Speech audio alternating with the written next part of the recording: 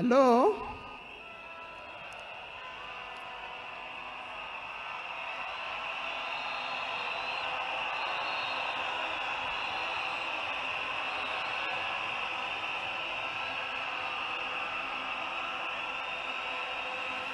Thank you. Thank you. Thank you. To His Excellency, the President of the Republic of Kenya, His Excellency William Samoei Ruto, and Her Excellency Lady Rachel Ruto, the former President, President Uhuru Kenyatta,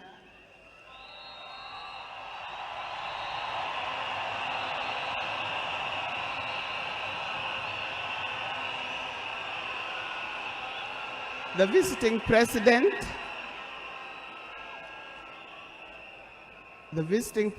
past and present, the deputy presidents, all distinguished guests, ladies and gentlemen, and watu wetu wa Kenya kwa jumla, hamjambo. Today is a very unique day. It is not every day that I would be standing here to say something to the nation and to the world about my dear husband, Raila Amolo Odinga.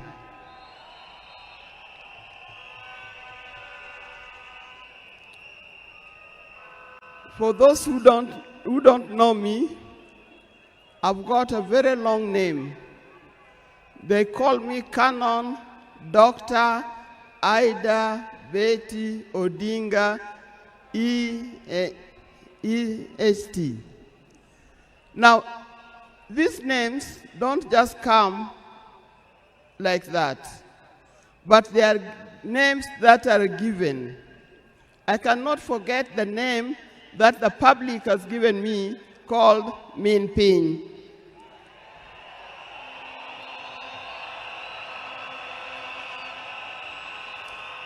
That name is a very heavy name because it is a name that puts a lot of responsibility to the owner of that name. I'm also gotten the name of Peace Ambassador. And for that reason, even before I say something else, I'd like to say something about peace. One thing that I know that Raila stood for, and he keep on repeating, is that we need peace in our nation, we need peace in our homes. And peace will not survive in a situation, in a chaotic situation. For that reason, I appeal, today I appeal, let us mourn Raila in peace. I know you are all concerned, I know you are all mourning, you are sad about this, but let's keep peace so that the peace can prevail, not only here in the stadium, but also in the rest of the country. Coming to talk about my dear husband, Raila Amolo Odinga. I first met Raila way back in the early 70s, and we got married in 1973.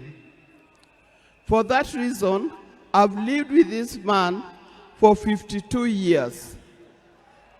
Many of the people that I see or who are in this stadium could have easily be our children. No wonder you call him Baba. That name did not come from nowhere, but came from the experience and the life that he has lived with and relationship that he has had with some of these people. During our union, we were blessed by 4 children. First, the first child was called Fidel Castro Odhiambo Odinga. When Fidel was born, I was a bit hesitant the way he gives the name. I said, why do you call him Fidel? Then he said he was a great admirer of Fidel Castro, and therefore he named his first child Fidel Castro Odinga.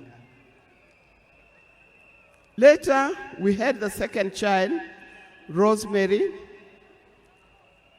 and here again, Rose is the name of my mother, and Mary is the name of his mother. We combined the 2 names together, and we called the child Rosemary. It also has a meaning to us.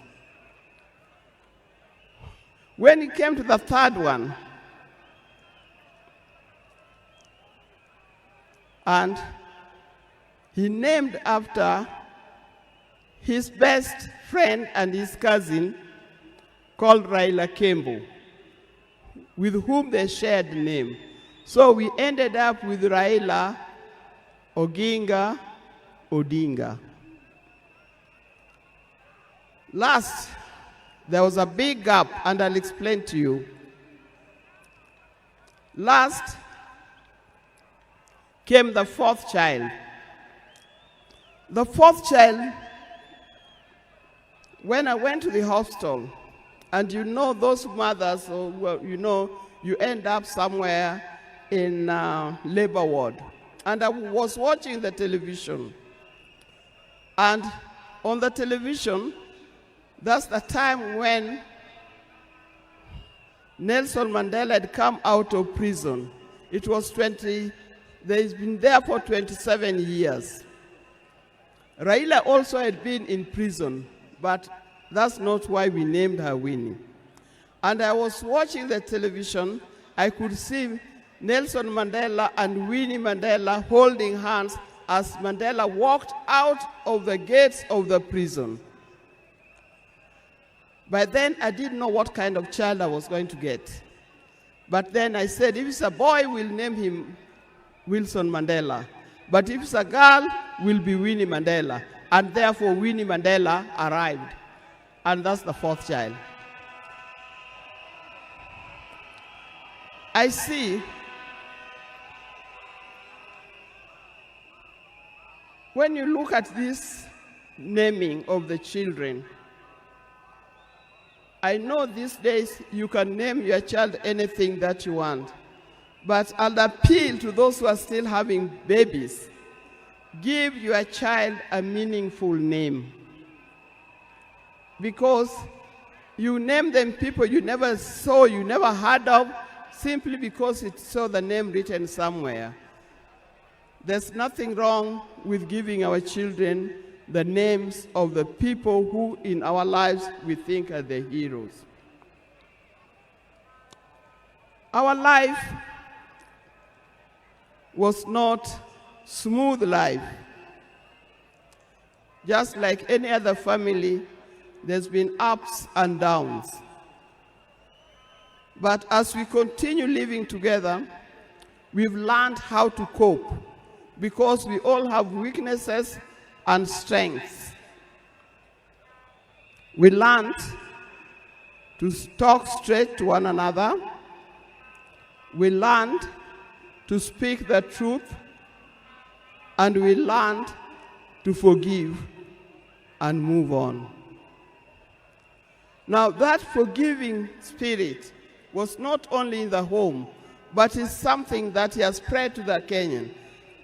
You've seen how many times he has tried in the elections, but that forgiveness is paramount. So please don't carry grudges from one generation to another and from one group to another. We are all Kenyans, We are all Kenyans. We are sisters and brothers. We must learn to forgive easily and build together Kenya.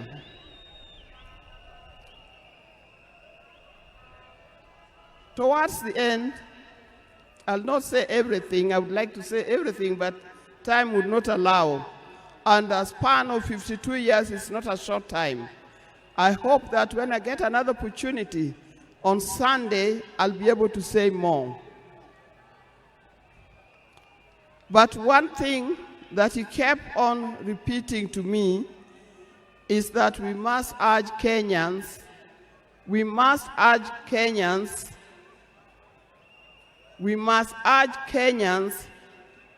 to live in peace. He kept on repeating that.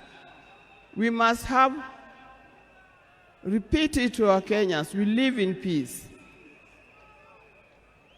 Raila hated dishonesty.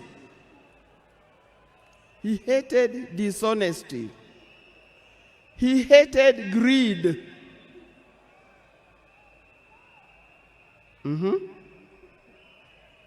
The greed that have affected the main fabric of our society.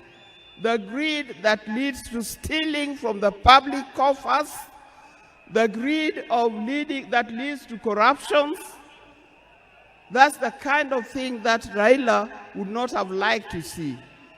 So, you people, you Kenyans, I'll tell you more. But I thank you. I thank you, those who have come and those who are watching us from other places. I thank you for standing with this family. I thank you for being here for us. And I thank you for helping us to mourn Raila. May his soul lie in eternal peace.